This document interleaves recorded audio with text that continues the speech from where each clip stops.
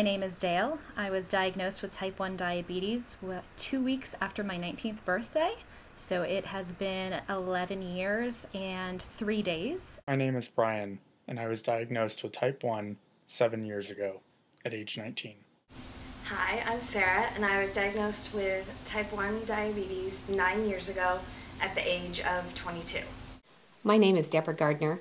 I was diagnosed with type 1 diabetes a little over a year ago, February 2nd, 2011, at the age of 49. Hi, I'm Chris. I was diagnosed with type 1 diabetes in 2002, so I guess it would be October. So my diabetes will be 10 in a couple of months. I was diagnosed in college at the end of my junior year, and I think I went through most of the classic symptoms. I was incredibly thirsty all the time, and I didn't go to the doctor until one of my friends realized that I was drinking so much water. And so that's what actually made me go up to health services at my tiny little college. They tested my blood sugar, and it came up to be about 500 something. And they said, wow, that's crazy, the meter must be broken. And they sent me home and told me to come in the next day before I ate breakfast. I did, and that's when I was diagnosed. In hindsight, I now know that I'd had symptoms for quite some time, several months. I was tired a lot and not able to sleep very well, but because of my age, I just thought it was menopause coming on. In September, my doctor did a routine blood glucose test, came back 125, and she told me she would do it again in a month, and if it was that high again, or in that range, that I would be considered diabetic. I went on a diet, thought if I lost weight, it would be better. I just lost 5 pounds in the month, did the second test in October, and my number was 100. So, she said, just keep doing what you're doing, lose more weight, and everything should be fine. Somewhere around Thanksgiving, I started noticing that I was losing weight effortlessly. I was adding more food and still losing weight. I had yeast infections that I couldn't treat over the counter that weren't going away.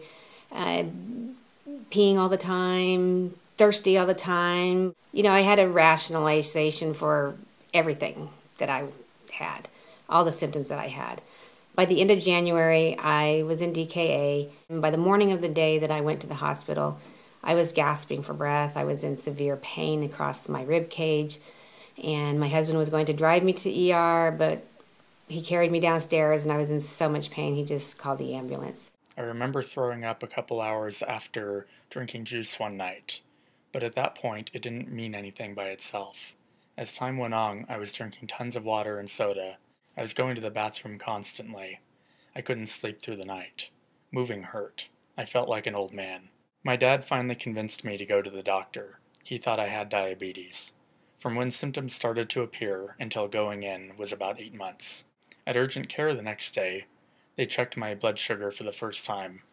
It took some work. I was so dehydrated that they could barely get a large enough blood sample to check.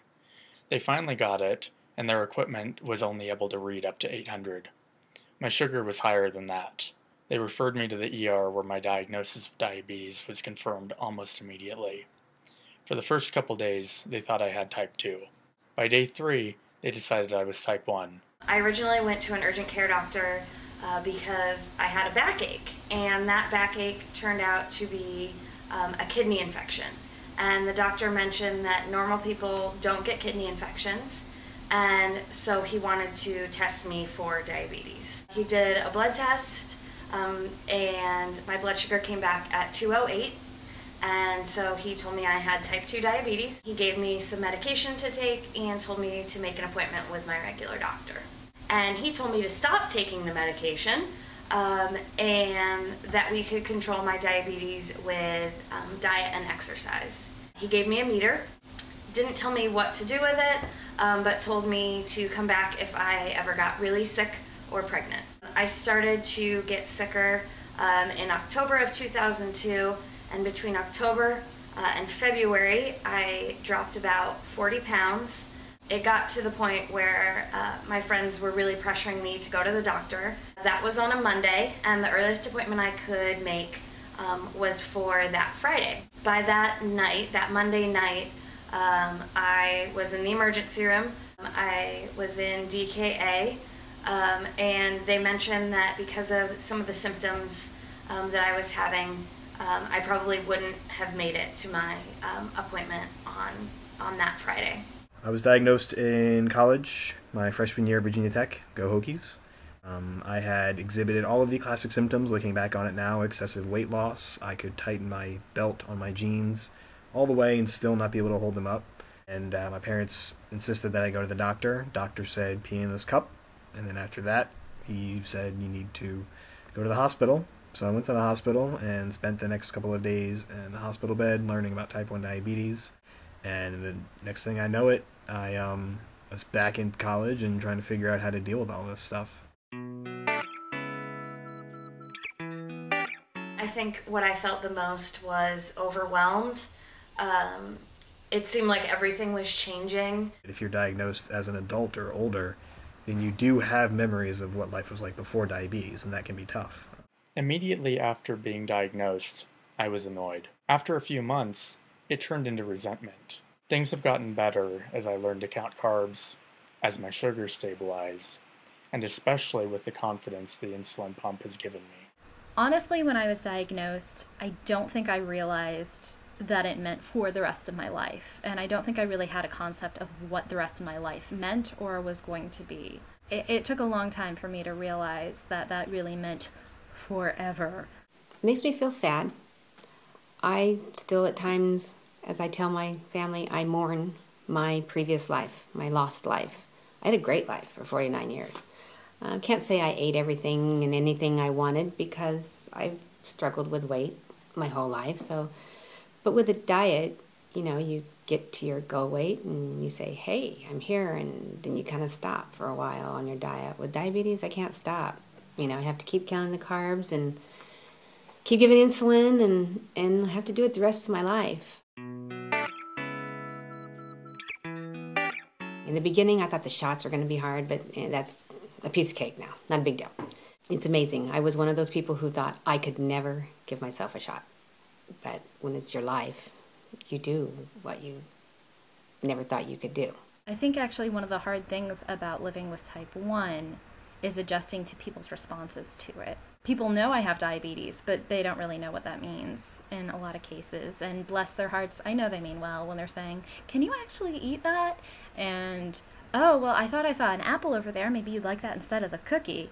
But I think that adjusting to people's responses to living with type 1 diabetes has been maybe the bigger thing for me. I tended to worry a lot about the what ifs. What if I had a low blood sugar and couldn't help myself? What if my friends couldn't handle needles or the sight of blood? I was diagnosed 9 days before my birthday, so what if I couldn't have birthday cake anymore? I have pretty much lived alone since I was diagnosed, and so the worry about blood sugars and what I would do has continued somewhat. It's not for everyone, but I do have a continuous glucose monitoring system that does provide me with a little extra reassurance about what my blood sugar is doing during the night, and has helped me with some of the anxiety related to that. I think that when this topic has had more relevance in my life was actually when I was on an insulin pump, because people would see that I was wearing a device that was attached to me and they'd be like, what do you do with it when, and honestly, you wear it or you don't. You could take it off for 30 minutes. You might need to take longer time, so you might need to put it back on. I know that diabetes can cause some sexual dysfunction in both women and men. Haven't had the opportunity, occasion, unfortunate experience of that yet in my life, but I know it's there, and when I get there, I'll deal with it. And I think I'll probably deal with that cute guy who's sitting next to me still. Yeah, still cute. And, we'll communicate about it however we need to. You have to be open about everything if you're going to be getting that personal and that intimate with somebody, regardless of whether or not they have diabetes. I guess it kind of is a little bit different for me. but if your partner isn't comfortable, at least with the basics of what diabetes is and isn't, then you need to be careful, especially whenever it comes to intimacy. It's one of those things where if you're not aware of the lows and you're in the middle of something, then things could go bad, and not just in a weird, awkward, sexual kind of way. It could really go bad, and you need to be aware of that, and you need to be open about those types of things. So this might be the hopeless romantic in me, but ideally, if you're having sex with somebody, I would hope that there's at least some kind of initial discussion of like, hey, where's the juice? And and this is going to get kind of a weird that's what she said kind of moment, but you need to be aware and be open about those types of things so that diabetes doesn't get in the way. My biggest motivation is life. I love life. I'm not ready for it to end. I'm not ready for complications, so I do everything I can to take care of myself. I do react to fear. Some of the possible complications just make me shrug. But the idea of losing my vision terrifies me. Losing my eyesight is the worst possible complication I could imagine, and fear of that helps keep me going. Finding online support has been a great addition for me. There's a difference between someone being understanding of life with diabetes and someone who really understands life with diabetes. The adjustments will come. They kind of have to if you want to stick around for a while, but the adjustments will come, and it will be difficult. But at the end of the day, you can do this. Despite all of the crap that can occur, there's a lot of greatness that can occur too. You'll never be perfect, but you should always do the best you can, and having someone else to help you along and remind you of that is a big help. The best advice I can give is educate yourself on how your pancreas used to work, because now you have to be that pancreas. You go through all of those phases of grief, and finding people that have been living with it to give you advice, to tell you you're not alone. I know exactly what you mean. All of those kind of things really make you feel a lot better that it's not just happening to you. I think that is one of the things that really helps me feel supported every day, is that there are other people going through this and I can connect with them. My biggest piece of advice for others who are diagnosed with type 1 diabetes later in life is to not let it change your life. Everyone says that living with diabetes takes so much planning and you can't be spontaneous, and I agree that it does take some extra planning, but I haven't let it stop me from living the life that I want to live. Since I was diagnosed, I have traveled around Israel and Jordan. I've snorkeled in the Red Sea, gone skydiving wearing my insulin pump. Diabetes hasn't stopped me from living on 3 different continents around the world and traveling all over the place. Traveled twice to Haiti to do relief work. We have huge plans. We've always had huge plans of traveling, so I'm not going to let diabetes stop me from doing that.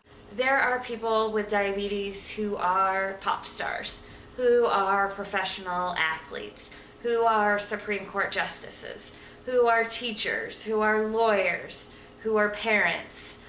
You can do whatever you want to do with diabetes. You can do this.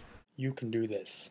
I did it, and you can do it too. You can live the life that you want to live, that you were planning to live before you were diagnosed, and there's no reason to let diabetes stop you.